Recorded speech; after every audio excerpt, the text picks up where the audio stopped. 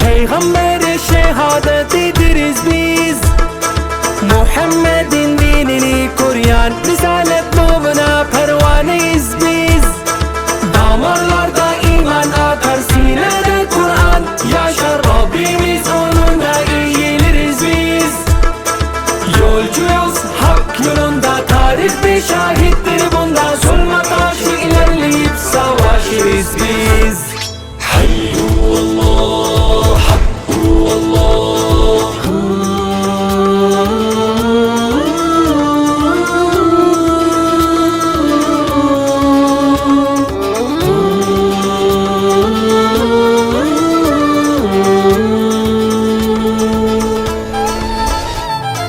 La nakhafu illallah, Muhammedur Resulullah.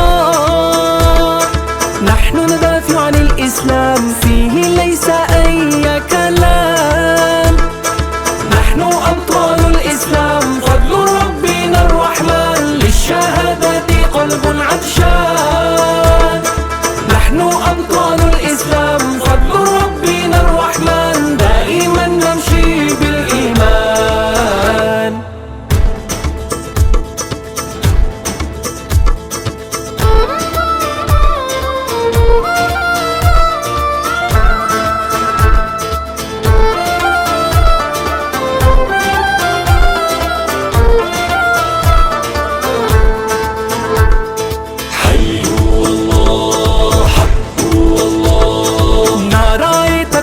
लगाए और बस आगे बढ़ते जाए हम, फिर से ये इस्लाम का परचम मस्जिद अक्सा पे लहराए हम।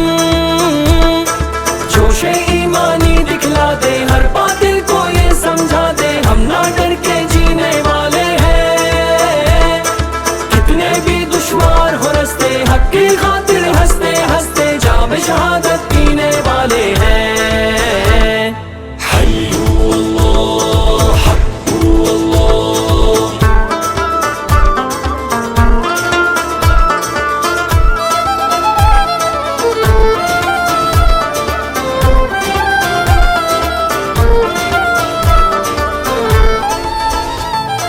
Maziye tekrarlarız biz, Kayser ve Kisra'yı hatırlatırız. Hayberi yokum ayaklarla yeniden şanımızı yüceltiriz. Dünyadaki bu fitneler yok olacak birer birer. Herkes